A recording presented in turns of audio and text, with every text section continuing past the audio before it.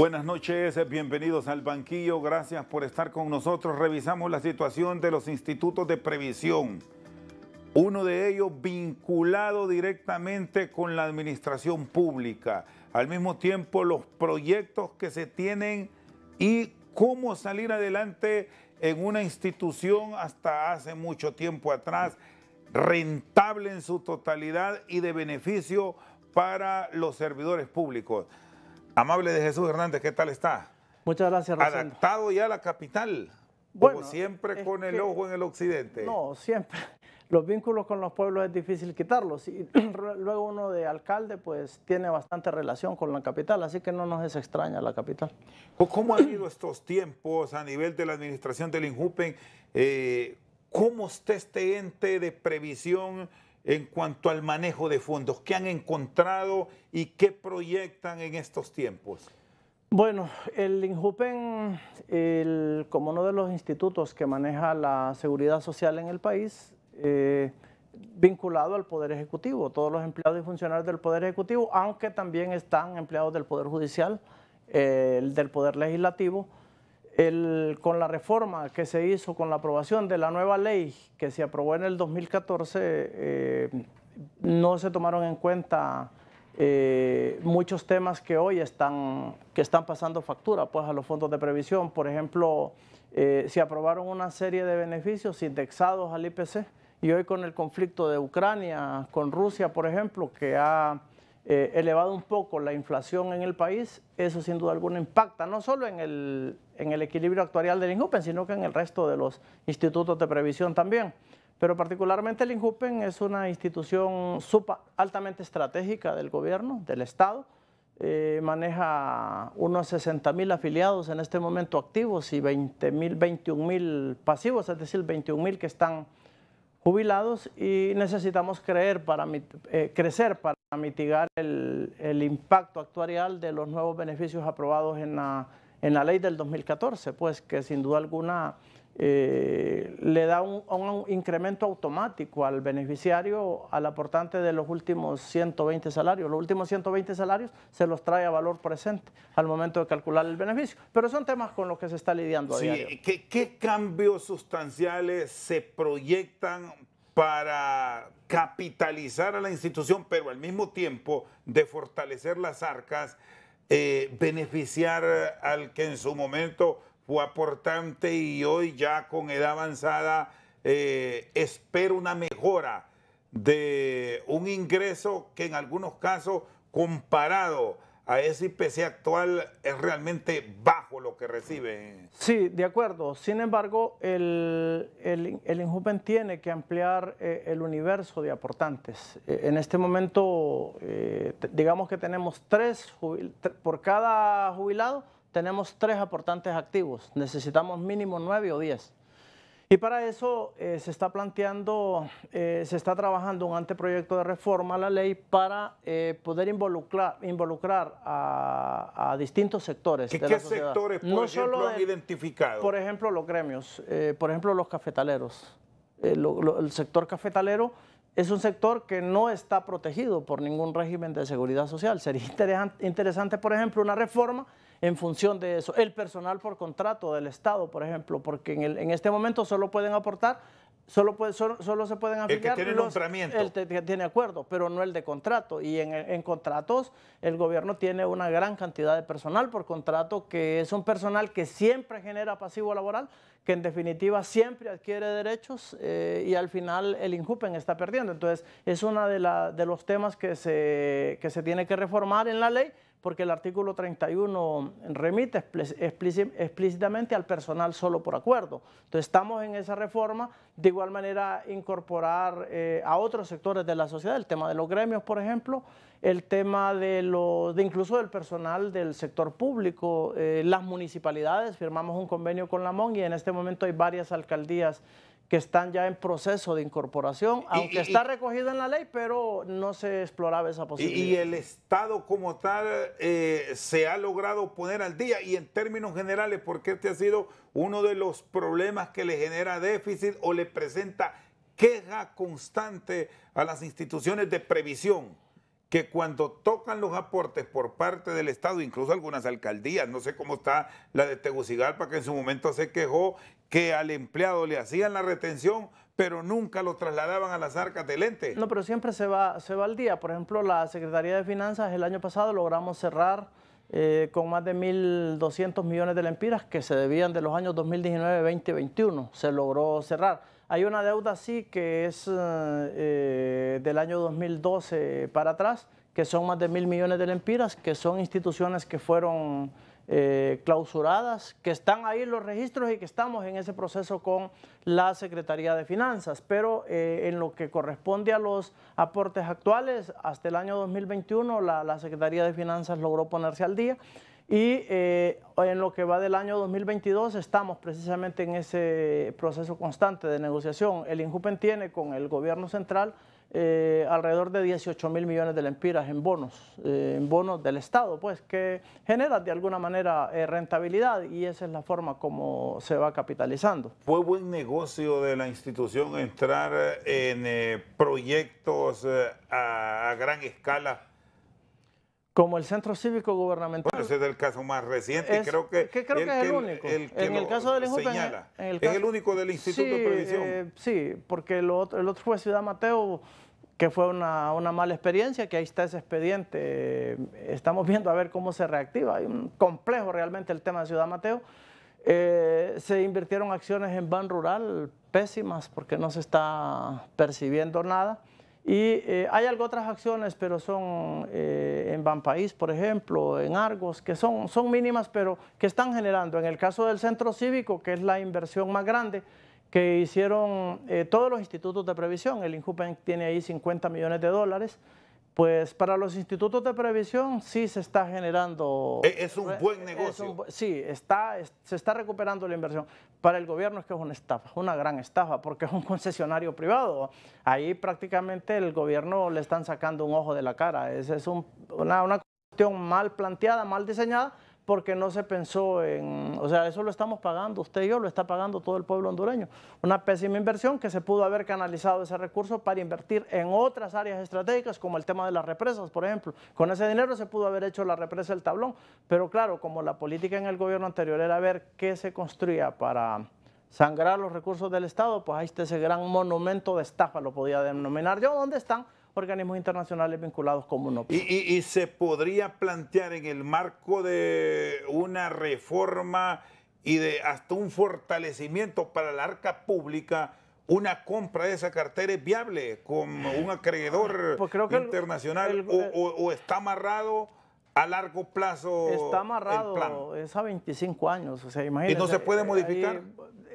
No creo que, o sea, sí se puede modificar, obviamente hay contratos, hay concesiones, hay compromisos suscritos, y bueno, prácticamente ese fue un negocio redondo. Óigame, es que así cualquier es empresario en el país, pues, o sea, imagínese usted recoge el dinero de todo el mundo, dinero ajeno, y monta un negocio, y es un negocio amarrado, pues, porque prácticamente el gobierno ahí paga, bueno, ahorita que me ha tocado a mí estar en la Comisión Interventora de Servicio Civil, el calvario que significa entrar al centro cívico, el infierno que representa entrar al centro cívico para el personal. Óigame, si allá a las 5 de la tarde le bajan la cuchilla, le quitan la luz a las oficinas, si no lo reporta, para hacer un trámite de parqueo, ahí es todo un protocolo. O sea, realmente el gobierno ahí es maltratado por esa concesionaria del centro cívico. Nosotros como INJUPEN nos hemos quejado ante quienes estructuraron ese proyecto, que fueron los de la UNOPS. Repito, para los institutos de previsión sí se está recibiendo, pero del mismo cuero las correas, porque es a costa de estafar al pueblo hondureño, pues porque ahí solo por poner un cuadro en una pared cobran un montón de dólares, o sea, miles de dólares, ¿verdad? Solo por, además, la misma seguridad del Estado está en juego, porque la concesionaria esa tiene todos los servidores, toda la información sensible del Estado está ahí centralizada. Eso no es correcto, pues. Siento que eso se fue de las manos, no fue bien planteado. Obviamente creo que el gobierno debe de revisar todo eso, porque realmente ahí se está abusando, Usted ve cuánto le cobran ahí por un parqueo, si pierde el boleto ahí lo estafan. O sea, realmente lo que y luego todo lo que provocó en los alrededores del centro cívico.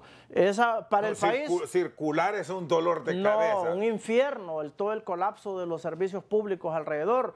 El trato en sí que reciben las instituciones, para que la mayoría de empleados y funcionarios pues ya se adaptó al mal, pero cuando uno va llegando ahí, por ejemplo, se da cuenta, nosotros en los primeros días que estuvimos ahí en el centro, en la Comisión Interventora de Servicio Civil, a las 5 de la tarde nos bajaban la cuchilla y ya no podíamos seguir trabajando. Y nos decían ahí los técnicos que cuando quieren trabajar toda la noche, tienen que quedarse... Adicional? ¿O cómo, sí, o cómo? No, tienen que quedarse con la luz de los celulares. Es inaceptable. Si usted alquila un inmueble, usted tiene derecho a tener acceso a los servicios 24 horas, pero ahí todo se lo dan regulado. Es una cuestión horrorosa, desagradable realmente, y yo considero que el centro cívico es una gran estafa para el pueblo hondureño, una estafa para el gobierno. Y recomendaría, bueno, porque el Estado perfectamente puede, aun y cuando usted me señala que esto fue una estafa, hacer una compra íntegra para hacer la modificación del caso. Y si hay que hacer cambios, hacerlo ya bajo la tutela propia del Estado. Lo que pasa es que es una concesión igual a lo de COVID, por ejemplo. O sea, romper eso es de altísimo riesgo por la indemnización. Correcto, por temas de indemnización. O sea, que es que lo que hubo en el gobierno en los últimos 12 años no se preocuparon por el bienestar del pueblo hondureño, Rosendo. Se preocuparon por proteger y salvaguardar ese tipo de intereses. Por más que ahora aparezcan con camisetas blancas, por ejemplo, no se van a quitar lo negro y lo nefasto que significaron para el pueblo hondureño esos 12 años de narcodictadura. El centro cívico es una estafa, mire, usted se sorprende. Ahí todo se lo controlan, el acceso a llaves, el acceso a mobiliarios, el acceso a agua potable, el acceso a energía eléctrica. O sea, es una pesadilla realmente para las instituciones del gobierno y no digamos para los usuarios, todos los protocolos que hay que llenar ahí, el cobro de los excesivos precios. Y ahora UNOPS, que fue la que estructuró el financiamiento, nos sale con que los institutos de previsión tenemos que contratar a un gestor que nos administre la concesión por el largo de los 25 años para poder recuperar la inversión. O sea que ustedes tienen que contratar personal para que les paguen lo de ustedes. Tenemos que contratar una firma para que vigile al concesionario para poder cuidar la inversión, algo que es totalmente inaceptable. Y nosotros le hemos hecho el reclamo a la gente de Naciones Unidas, UNOPS, que fueron los que legalizaron esto. Estos organismos internacionales muchas veces sirven para legalizar fraudes. Y aquí ustedes, amable, dentro del institución, tienen personal que perfectamente puede llevar este proceso de administración y supervisión sin necesidad de contratar a terceros. Bueno, es un tema complejo, lógicamente, pero creo que en el país sí existe la capacidad para poderlo hacer. Obviamente, pues hay condiciones, hay cláusulas, hay... Y aquí es que me dice que tiene que ser externo. UNOPS se está proponiendo ahí, como nosotros ahí tenemos el dinero invertido. Si no damos ese paso, pues corremos el riesgo de que les entren en mora. Pues sí, por eso, que se puede perder la inversión. Entonces, tenemos que estar vigilando. Nosotros nos hemos quejado, por ejemplo, por el trato que da este concesionario al gobierno. Es un trato pésimo. Son arrogantes, son soberbios, son irrespetuosos, son malcriados. ¿Son mexicanos? Sí, es una concesionaria mexicana. Y la verdad que el trato de las instituciones del gobierno con ellos es bastante complicado. Y nosotros como INJUPEN hemos elevado la voz a lo interno de los institutos de previsión y hemos pedido que se revise ese tema. De hecho, tuvimos una reunión con la gente de UNOPS que está llevando el tema, pero igual ahí es poco lo que se puede hacer porque lo tienen todo amarrado, todo maniatado y realmente esa es una pesadilla para el gobierno, es una estafa, realmente. Y yo sí creo que ese tema el gobierno lo debe de revisar. Y lo debe de revisar porque no es justo, pues ahí se están pagando, eso se hizo supuestamente para ahorrarle al Estado, pero yo creo que eso está, imagínense, se construyó con fondos de todos los hondureños y ahora el gobierno le toca estar pagando multimillonarias cantidades de dinero por la renta de esos edificios. Ahí un oficio, un local es carísimo, eso cuesta un ojo de la cara y esa es una gran estafa para el gobierno. Muy bien, está con nosotros el director ejecutivo del INJUPEN, Amable de Jesús Hernández. Seguimos al banquillo, está con nosotros Amable de Jesús Hernández. Bueno, usted es de los pocos que sí presenta una queja por la forma en que se construyó y se concesionó el centro cívico. Sí. Pero muchos funcionarios no dicen nada, parece que están cómodos. Bueno, No sé, yo creo que ahí eso se concibió mal. Creo que ahí la concepción fue otra. Y yo reitero, estos organismos internacionales que muchas veces vienen a hablarnos al país de mucha moral y de mucha transparencia son los que validan ese tipo de fraude. Así se validó el fraude del Trans 450. Así se validó de la misma manera. Y fíjese que con UNOPS nosotros tenemos otra experiencia que es un poco desagradable. Bueno, hubo muchos fideicomisos. No sé si usted tuvo experiencia cuando estuvo al frente de la alcaldía como tal de San José de Colinas. No, lo que pasa es que el nivel de las alcaldías ya es más pequeño, pero aquí... A nivel de grandes obras. Sí, ahí a nivel de grandes obras, por ejemplo, InvestH, un fraude, un monumento a la corrupción. Todo el tema de los fideicomisos, cómo se le entregó el manejo de la hacienda pública al sistema bancario nacional, que desapareció prácticamente la caja única del Estado. O sea, algo que es totalmente inaceptable, por temas de incluso hasta de seguridad del país. Rosendo, creo que el gobierno se perdió la línea total del gobierno. Bueno, empezando por la misma permeación que hubo de la institucionalidad con el crimen organizado. Pues y aquí lo que había no era un gobierno. Aquí quien gobernaba era el cartel de Sinaloa. Pues eso hay que decirlo con toda la claridad meridiana, porque eso así además lo dicen los fiscales del Distrito Sur de Nueva York.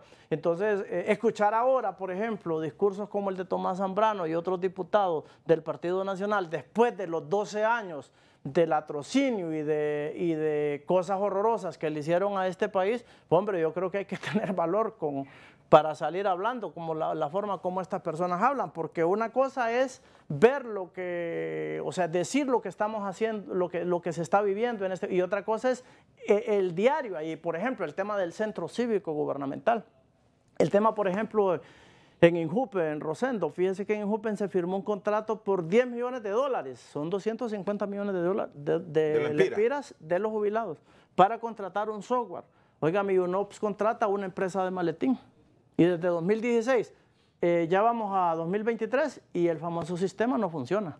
Ahí se les contrató supuestamente para garantizar la transparencia, algo parecido a lo que sucedió con el Centro Cívico Gubernamental, que aclaro, en el caso del Centro Cívico Gubernamental, los institutos sí estamos recibiendo el retorno de la inversión, pero a costa de sacrificar al pueblo hondureño, pues todo ese dinero que se paga ahí, que es demasiado oneroso para el gobierno, ese dinero sin duda alguna se limita en obras sociales, se limita en otros proyectos que hacen falta en el país, porque eso realmente es una enorme estafa, yo no lo puedo calificar de otra forma. Bueno, hablábamos, Amable, del tema de la inversión que has trasladado a la institución.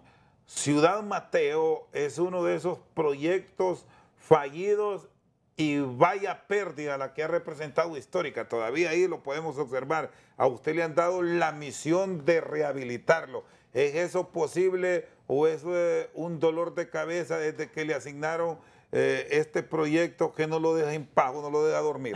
Bueno, nosotros estamos acostumbrados a los retos. Obviamente, alrededor de Ciudad Mateo, la inversión que hizo el INJUPEN fue en aquel momento 300 millones de lempiras, el dólar estaba al 2 por 1, estamos hablando de 150 millones de dólares. O sea, 150 millones de dólares a valor presente, pues es una bonita cantidad de recursos. Y si usted le suma a eso todo el lucro cesante, todo lo que la institución dejó de percibir por ese monumento a la corrupción, que se hizo en un gobierno nacionalista también, pues parece que estos tienen los genes en la sangre, ¿verdad? De desangrar al país, de drenar los recursos del Estado en este tipo de proyectos fallidos. Entonces, Ciudad Mateo, lo que hay alrededor de Ciudad Mateo es una compleja red de intereses, empezando por el tráfico de agua. En Ciudad Mateo nosotros lo hemos visto, allí hay una sobreexplotación del manto acuífero de Mateo y eso sí está impactando directamente sobre la represa del río Guaserique, sobre la cuenca del río Guaserique, perdón, y está impactando sin duda alguna en la represa porque es agua que está comercializándose, no se sabe si con permiso o no, pero allí hay un tráfico de cisternas de agua que entran y salen día y noche y no hay ningún control. Nos decía uno de los fiscales del ambiente. ¿Y quién es el llamado a mantener el control, Amable? Pues mire, ahí las autoridades competentes. Y nosotros nos hemos topado con el problema de que nadie quiere firmar un papel para el tema de Ciudad Mateo. Ni Mi Ambiente, bueno, la UGA un poquito, ni Mi Ambiente, ni el SANA, ni el ICF, porque, o sea, nosotros para poder continuar con las labores de limpieza, necesitamos que los entes especializados en el tema nos autoricen, porque es un bien inmueble, propiedad del INJUPEN.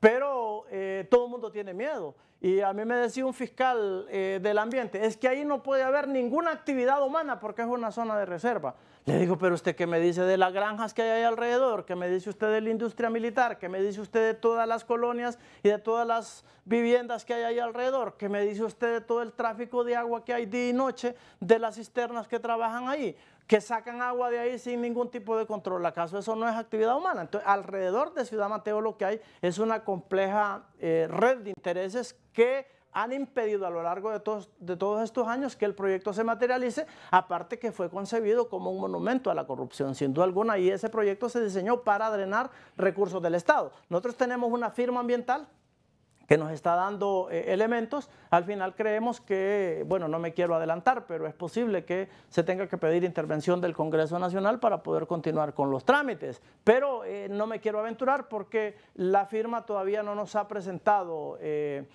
todos los avances de los principales, porque se está analizando la parte legal, la parte ambiental. Es decir, lo que han encontrado en buen español, Amable, son temores a actuar. Correcto. De ciertos cargos dentro del Estado. Es correcto, sí, porque fíjate que nosotros fuimos a hacer la inspección con técnicos de medio ambiente, pero no quisieron firmar el acta de inspección. O sea, porque le tienen miedo, o sea, y la Fiscalía mandó un requerimiento. Pues nosotros no tenemos miedo, así todo se hace en el marco de la ley y dentro de la normativa, ¿por qué tener miedo? Pero siente que por lo complejo que está observando del proyecto, casi que lo están dejando solo. Bueno, es que nosotros, realmente el proyecto es del INJUPEN, o sea, el INJUPEN o sea, nosotros conformamos una mesa interinstitucional para que los distintos sectores opinaran, pero nadie nos ha dado argumentos técnicos, científicos. Todo el mundo nos ha partido a partir de subjetividad. Pero es que entre tanto, se va a contaminar el medio ambiente, pero hay que presentar argumentos. Entonces nosotros contratamos una firma ambiental, que es la que está desarrollándonos todo el proceso de investigación, y al final, bajo esa ruta crítica, nosotros estamos transitando. Obviamente, es muy posible que tengamos que llegar al Congreso Nacional para que se emita un decreto especial que permita la habilitación de eso, porque hay que sortear una serie de pasos. Hay un conflicto ahí, por ejemplo, de competencia institucional. El ICF dice que eso está fuera del perímetro urbano. La alcaldía dice que está dentro del perímetro urbano. El SANA tiene un plan de manejo asignado. Hay un decreto ahí de 1973 que declara eso zona de reserva. Es decir, es una serie de factores los que se están analizando y lógicamente en medio de todo eso están los intereses económicos, que es hasta peligroso pues tocarlos, porque es un tráfico de agua. Yo me imagino que ahí, imagínense desde cuándo están explotando eso, o sea, más de 30 años de que las cisternas están ahí sacando agua. ¿Cuántos millones se habrán sacado ahí? Y aquí llama poderosamente la atención, Amable, porque, bueno, me plantea zona de reserva. ¿Tiene la Corporación Municipal del Distrito Central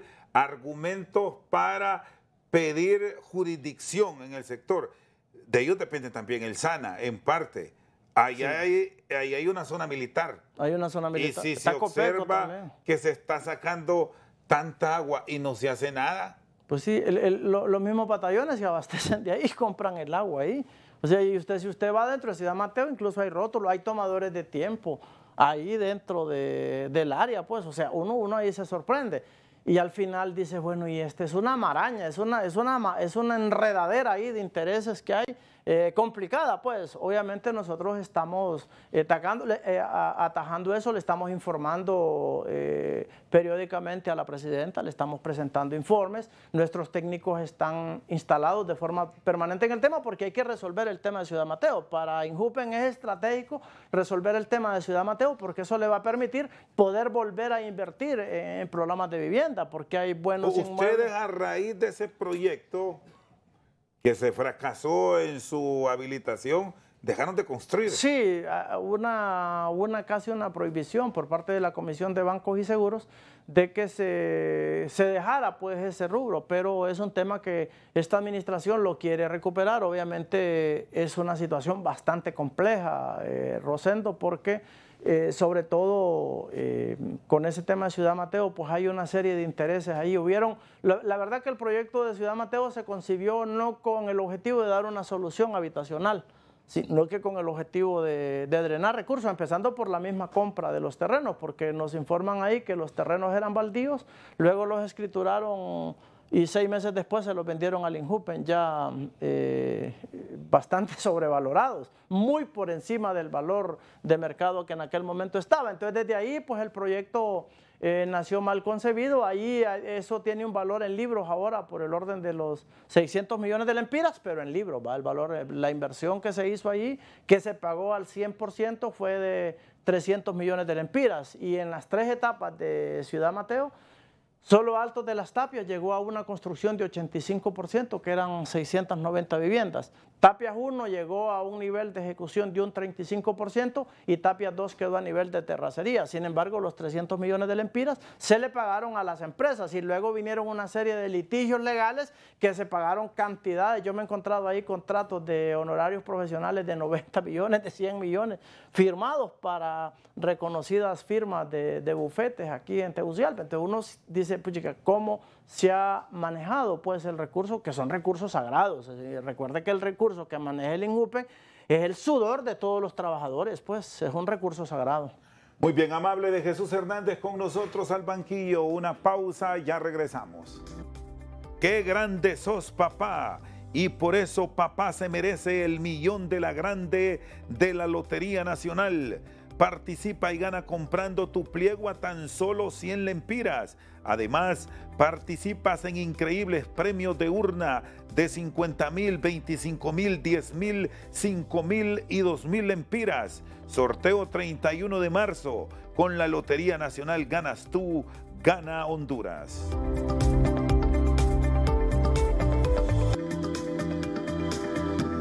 Seguimos al banquillo con Amable de Jesús Hernández. No lo vemos del todo convencido.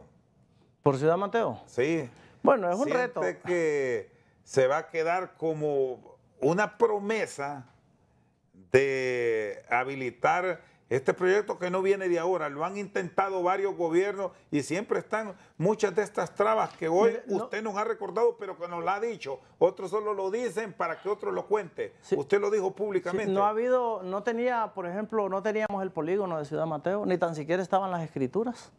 Hemos tenido que sacar las certificaciones de escrituras. El libro dice que son 294 manzanas. Pero en algún lugar esté escrito. Pues sí, en las escrituras creo que hay alrededor de 135, lo que hemos podido encontrar hasta la fecha. Sí tenemos el levantamiento total de los polígonos y le tenemos una presentación a la presidenta que solo esperamos que ella nos dé el espacio en su agenda para poderle actualizar todo lo que tenemos. Si hemos logrado avanzar, está bien delimitada el área.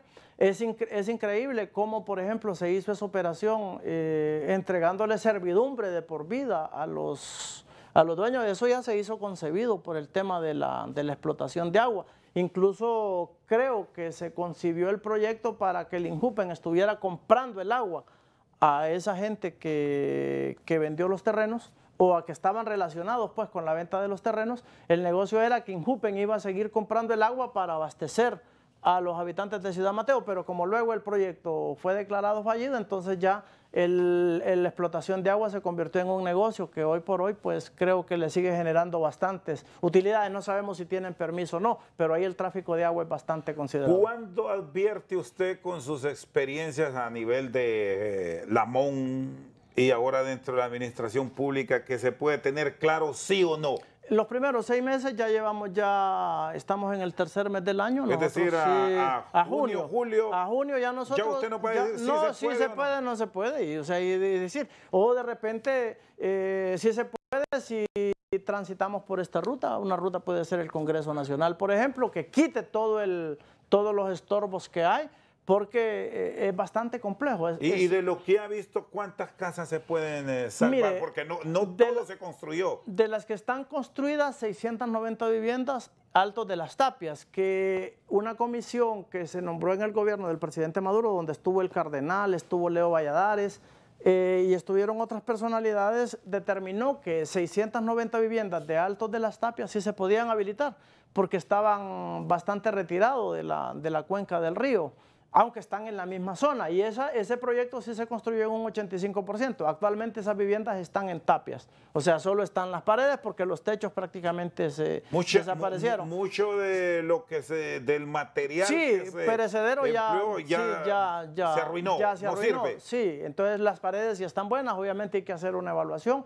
Para eso hay que hacer toda la limpieza. Sí están construidas las calles, toda esa zona está calles de adoquín, hay conexiones de alcantarillado, hay red de energía eléctrica, por lo menos los postes quedaron ahí porque todo lo demás ya se lo llevaron. Obviamente eso es parte de todo el proceso que tenemos, que nos está haciendo esta firma ambiental, esta firma auditora ambiental que nos está asesorando y que nos está acompañando. Nosotros en estos primeros 6 meses del año vamos a tener el panorama claro, ya sea para llamar a licitaciones o para decirle a la presidenta, mire, esto tiene estas complejidades y la ruta a transitar es por Sí, siente que hay presión, que hay un compromiso que como partido político, Libertad y Refundación comprometió y que ahora buscan la forma cómo salir y que si no lo hacen de una manera adecuada les puede pasar factura amable. No, porque realmente, o sea, el proyecto no es un tema del partido, o sea, es un tema del gobierno. El INJUPEN es el dueño de ese inmueble y el INJUPEN tiene que darle una salida a eso. O sea, nosotros cuando planteamos el tema de Ciudad Mateo, le dijimos, presidenta, mire, está este tema, pues, ¿qué hacemos con esto? Bueno, intentemos habilitar Ciudad Mateo. Esa fue la instrucción y esa es la meta de la dirección y esa es la meta de la institución, habilitar Ciudad Mateo, recuperar, porque mire, es una zona bonita, Rosendo, yo no sé si usted ha ido, es una zona bien bonita, tiene excelente vista, hay un ambiente en los alrededores espectacular, toda esa salida hacia Lepaterí, que es una zona muy bonita y además... Incluso con la presencia de batallones, es correcto, traslada un ambiente de seguridad. Correcto, es un ambiente muy bonito y además es una zona de alta plusvalía. Obviamente está todo el tema de los intereses. Al final nosotros creemos que ahí lo que hay son intereses, porque todo el tema de los impactos ambientales, pues eso se puede mitigar. Todo proyecto tiene impactos ambientales, donde quiera que se construya, tiene impactos ambientales. Y hoy con las nuevas tecnologías que hay, eso perfectamente se puede controlar. Y hay mecanismos y en eso estamos trabajando. O sea, nosotros no hemos quitado el dedo del renglón. Y es un tema que al final el INJUPEN tiene que darle una salida, pues. O sea, imagínense, allí se ha estado pagando seguridad. En los últimos 30 años ha habido seguridad que ha estado pagando el INJUPEN, una empresa de seguridad, pues, o sea, para cuidar las cisternas que han estado... Y con seguridad no se explica cómo es que se robaron muchas cosas. Es correcto. Entonces, esas son las cosas que hemos encontrado. Obviamente, si no hubiera seguridad, probablemente pues el inmueble estuviera invadido, como hay otros inmuebles del INJUPEN que han sido invadidos en zonas de riesgo de aquí de la capital y que estamos en ese proceso de recuperación. Por cierto, pensó en un principio, después de haber estado por varios periodos como alcalde, y es actualmente alcalde de San José de Colinas, pero no en funciones, que era tan compleja la administración pública, con tomas, con manifestaciones, incluso de mismos simpatizantes de Libertad y Refundación, hablando en términos generales cómo se está manejando el país. No, la administración pública es la administración pública con todas sus complejidades y estamos claros que en el nivel central, pues en la burocracia central se enredan en una tela de araña, cosa que no pasa en la administración municipal. La administración descentralizada es un poco más ágil porque el municipio es la instancia que está más cerca de la comunidad y no hay espacio para la burocracia y hay que resolver sí o sí porque la población está al frente. A este nivel pues es un poco más complicado que la población acceda a un ministro, a un director, a un diputado, a un alto funcionario, es un poco más complicado. Por eso la situación de las alcaldías es un poco más ejecutiva, es un poco más ágil la administración. Obviamente la administración pública, recordemos que venimos de un periodo atípico en el país, que prácticamente se perdió la institucionalidad, el país perdió su rumbo después del golpe de Estado, de tener un gobierno legítimamente constituido, lo que llegó al gobierno fue una estructura criminal, que tráfico con droga. Usted mira todas las pistas que hicieron en los distintos departamentos del país con el ánimo de promover el turismo. Esas pistas las hicieron para que aterrizaran las avionetas que transportaban droga. Aquí no nos llamemos a engaño. Ese fue el real objetivo de todas las pistas. Si no, mire cómo están ahora abandonadas, pues. Porque recuerde que aquí toda la institucionalidad del país, las Fuerzas Armadas, la policía, toda la institucionalidad se coludió, se contaminó con el tema de la criminalidad organizada y venimos saliendo de eso, es decir, que venimos de una situación bien compleja y esa estructura todavía está ahí en el Estado, en el gobierno, en un 80-85%, que eso es lo que se está desmontando. O sea, hay boicot desde dentro de las mismas instituciones, uno se encuentra con cosas ahí inexplicables y obviamente pues no era lo mismo una transición, por ejemplo, de Carlos Flores a Maduro, de Maduro a Mel Zelaya, que ya una transición Pepe y los dos periodos dejó a esto, porque del 2009 para acá se perdió totalmente la línea del gobierno y se convirtió en una estructura criminal que estaba en el gobierno. Y a las cabezas, a los líderes políticos de Libertad y Refundación, ¿qué les falta? ¿Qué paso deben dar para después ya de 14 meses ir limpiando e ir mejorando la administración del Estado? Bueno, no es un proceso que se va a lograr resolver en 14 meses, ¿verdad? Ni en los 4 años, sin duda alguna. Los tentáculos, usted sabe cómo fue permeado el Estado, pues. O sea, no es una cuestión que se va a resolver de la noche a la mañana, pero sí se tienen que tomar decisiones estratégicas en el país, como por ejemplo la decisión que acaba de tomar la Presidenta de la República, la apertura de relaciones diplomáticas con China para el impulso de proyectos de impacto que saquen al país de este encapsulamiento. O sea, nosotros, mire, el país tiene serios problemas, Rosendo. El país necesita 42.000 millones de lempiras en inversión en infraestructura para agilizar el tema del tráfico de mercancía y el transporte de carga en el país. Pasar por San Pedro Sula hacia Puerto Cortés en horas pico es un infierno. Usted de Santa Bárbara, por ejemplo, hasta Cofradía tarda 45 minutos en llegar, pero de Cofradía a San Pedro Sula tarda 3-4 horas, lo mismo que tarda para venir aquí a Tegucigalpa. Se puede imaginar, y por ahí transita la carga, por ahí transita todo el comercio centroamericano. O sea, eso tiene que resolverse. Son decisiones estratégicas que el gobierno está visualizando para ubicar los recursos. O sea, requieren 42.000 millones de lempiras para resolver. Solo en infraestructura para hacer algunos alivios. La conexión, por ejemplo, de Quimistán con Corinto, la conexión de Santa Bárbara con el Valle de Sula, de Trinidad, Concepción del Norte a Villanueva, los alivios que se tienen que hacer para evitar los congestionamientos en San Pedro Sula, los alivios que se tienen que hacer aquí en Tegucigalpa, porque prácticamente el país colapsó en los últimos 12 años y eso es parte de todos los problemas estratégicos. Las inundaciones en el tema del Valle de Sula, en los últimos 12 años de narcodictadura nunca se habló del control de las inundaciones. Hasta ahora el gobierno de la presidenta Xiomara Castro está planteando el tema de las represas, la represa El Tablón, que es la que está a la vuelta de la esquina, para resolver el tema de las inundaciones. Cada vez que hay fenómenos naturales, los impactos en la economía son salvajes. Solo ETA y OTA le representó al país una pérdida de más de 45.000 millones de lempiras. Usted sabe cuánto tiempo estuvo cerrado el aeropuerto. No se priorizó en el país, no se pensó en el país, no se pensó en los grandes proyectos estratégicos del país. Se pensó en drenar recursos de las instituciones, se pensó en sangrar los recursos de las instituciones. Lo que había en el gobierno era una estructura criminal que montó el Partido Nacional en los últimos 12 años. Y la mejor prueba de ello es que el jefe de esa estructura está siendo enjuiciado en Nueva York por narcotráfico junto a otros altos jefes policiales y funcionarios políticos, y sin duda alguna que vienen más. Amable de Jesús Hernández con nosotros al banquillo. Una pausa, ya regresamos. Con la Lotería Chica puedes ganar más de 8 millones de lempiras todos los domingos. Con tan solo 16 lempiras ganas 1.000 lempiras por billete y con el número de revés ganas 100 lempiras. Además, si aciertas a la serie de derecho, te llevas 50.000 lempiras y 3 series con el número de revés, una de 30.000 y 2 de 20.000 lempiras. Recuerda, con la Lotería Nacional ganas tú, gana Honduras.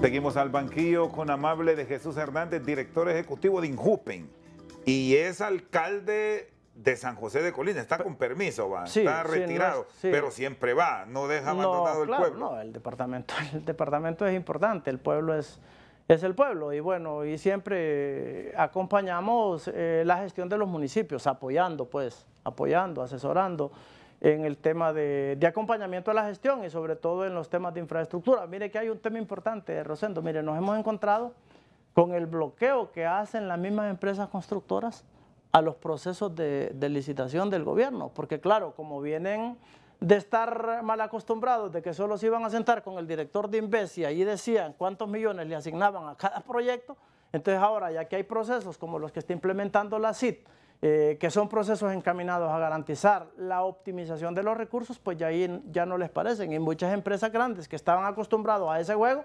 como que ya no les interesa y dejan abandonados los proyectos y bloquean. ¿Les han dejado botados proyectos ahí en Santa Bárbara ustedes? Prodecon, por ejemplo, deja abandonados los proyectos y ahí está ahí con esos temas. Entonces, yo creo que es un tema que el gobierno debe decir. Si es una empresa de porta así, bueno, pues no volverla a contratar y listo. ¿Y las garantías qué pasa? Porque todos estos proyectos tienen garantías de respaldo. Sí, lo que pasa es que imagínense ir a pelear con una garantía, Dios mío, si lo que se ocupa es el proyecto. Pues usted sabe lo tedioso que es ese procedimiento de ir a ejecutar una garantía mientras el proyecto está parado. La gente lo que ocupa es la carretera, lo que ocupa es el puente y en todo eso se ha avanzado. Nosotros, por ejemplo, ahora en mayo vamos a inaugurar el puente Jicatuyo en el departamento de Santa Bárbara, que está prácticamente ya en su recta final de construcción, gracias a la presidenta, gracias al ministro Mauricio Ramos, justo en el río Jicatuyo, que es una zona de atractivo turístico en Semana Santa, pues ahí está la construcción de este puente.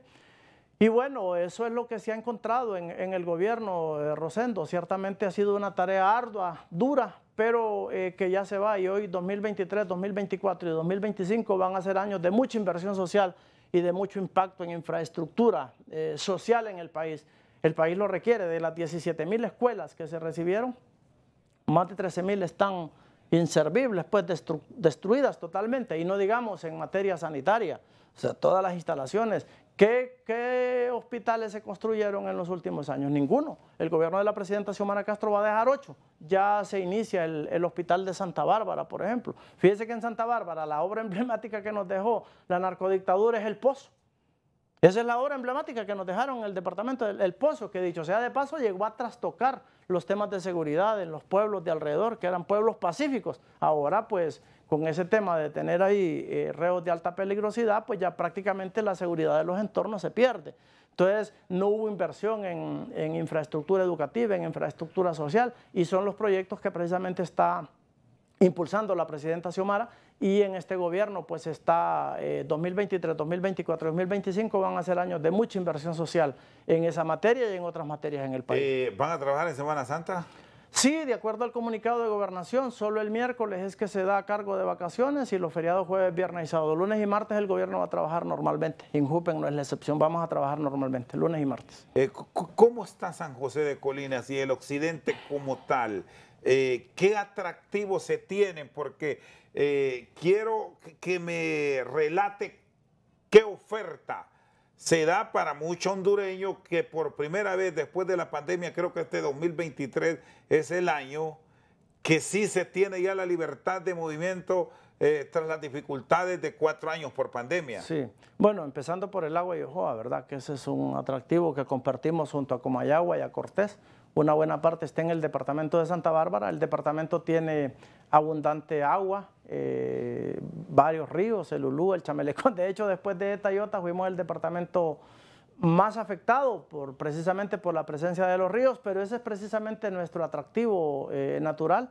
Los ríos, el río Jicatuyo, que en el caso de San José de Colinas comparte con Nuevo Celilac, San Nicolás y Santa Bárbara, que es una zona, hoy las carreteras están bien mantenidas gracias a la intervención del ministro Mauricio Ramos y de todo su equipo técnico. Las aguas termales, abundantes balnearios. Santa Bárbara es una zona muy atractiva, es una ruta que nadie se debe de perder en estas vacaciones. De hecho, somos un departamento que recibimos bastante afluencia de turistas en esta semana de todo el país, porque es una zona, bueno, se pueden presenciar las montañas y ahora pues la red vial, gracias a Dios, está se está habilitando, se está manteniendo y justo ahora se acaba de asignar el contrato de la reparación de la carretera de Ceibita a Pitosolo a la empresa Cermaco, que fue la que ganó la licitación. Por lo tanto, se están impulsando todos estos trabajos y bueno, todos los atractivos que el departamento ofrece,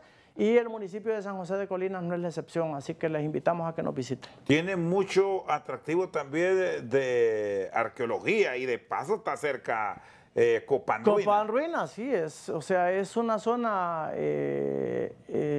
influenciada por la cultura lenca, maya. De hecho, tenemos comunidades originarias. El Ilama, por ejemplo, que es nuestro vecino, es un pueblo de mucha tradición, o sea que se puede hacer un recorrido completo, empezando, si va desde aquí, desde Tegucigalpa, pues empezando por el lago de Yohoa, entrar por los distintos pueblos, las aguas termales, hasta llegar a la zona de los valles y por supuesto a Copán Ruinas. No le ajustan los días, tiene que dedicar los 2 días completos. ¿Sienten, Amable, que sí se da un verdadero impulso para estos pueblos del interior? Porque normalmente turismo solo ve el norte. Sí. Poco ve el sur y los demás pueblos prácticamente los dejan a la libertad de que tal vez una autoridad o una persona conocida lo exponga y lo difunda, pero así como un desprendimiento para visitar estas comunidades no lo encontramos, ni ha sido común, ni hoy, ni ayer, ni pasado. Sí, pero sí es parte. Hoy los gobiernos locales están impulsando bastante el tema de turismo.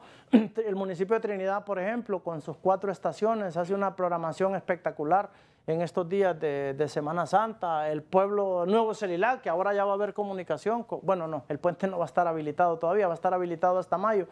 Pero todos estos pueblos que conservan esa tradición, los gobiernos locales y las autoridades departamentales están en ese proceso de impulso y de promoción, y ya la gente pues lo va descubriendo poco a poco. Las aguas termales, las montañas, realmente Honduras es un país bello y Santa Bárbara pues no es la excepción. La ocupación a nivel de hoteles, ¿cómo está Santa Bárbara en general? Sí, se ha mejorado mucho la infraestructura hotelera, hay avances ya en los pueblos, en todo el corredor desde Pitosolo hacia Santa Bárbara, hacia San Luis, hacia el occidente. Hay lugares, hay buenas alternativas y hay precisamente buena infraestructura hotelera que perfectamente puede atender y satisfacer la demanda. El tema de la seguridad, que siempre es uno de los elementos que el visitante valora, tanto el local como el extranjero. Ustedes incluso son fronterizos. ¿Cómo lo han manejado? ¿Cómo se están estructurando? Bueno, lo que le decía yo del pozo, ciertamente nos ha cambiado un poco el esquema en Santa Bárbara, pero aún así en los pueblos del interior, pues son pueblos donde todavía se puede caminar a medianoche por las calles sin que pase nada. Entonces hay seguridad por naturaleza. El tema de las vías de comunicación, que es un tema importante, el acceso, por ejemplo, a las ruinas de Yamalá, que ahora se puede ir en vehículo turismo. Antes eso era imposible porque solo vehículo de 4x4 era posible poder acceder a este lugar donde están las ruinas de un templo, y es una ciudad que fue una ciudad indígena muy histórica, y ahora son comunidades que se dedican a la producción agrícola porque están en las vegas del río Jicatuyo. Se puede acceder perfectamente en vehículo turismo, en vehículo sencillo, porque todas esas zonas se han habilitado las carreteras. Entonces creo que vale la pena poner los ojos en Santa Bárbara, y aparte de visitar los múltiples balnearios que hay, pues se puede conocer pueblos pintorescos como Colinas, como San Luis, como Trinidad, como otros igual del resto del departamento, y accesible con Copán. Amable, muy gentil de habernos acompañado. Gracias. Siempre un gusto. Y queríamos cerrar con esto para tener también este atractivo bonito que tiene el occidente, con el Junco, bueno, el punto clave de Mujeres Bellas. Las Mujeres Bellas, sí, que es Colinas. Colinas ¿Es su pueblo? Sí, Colinas, la capital de las Mujeres Bellas. Aunque Mujeres Bellas hay en todos lados, pero Colinas siempre ocupa el primer lugar. Amable de Jesús Hernández, director de INJUPEN y alcalde de San José de Colinas, actualmente con permiso aquí en la capital hondureña. por su sintonía esta noche al banquillo. Muchas gracias.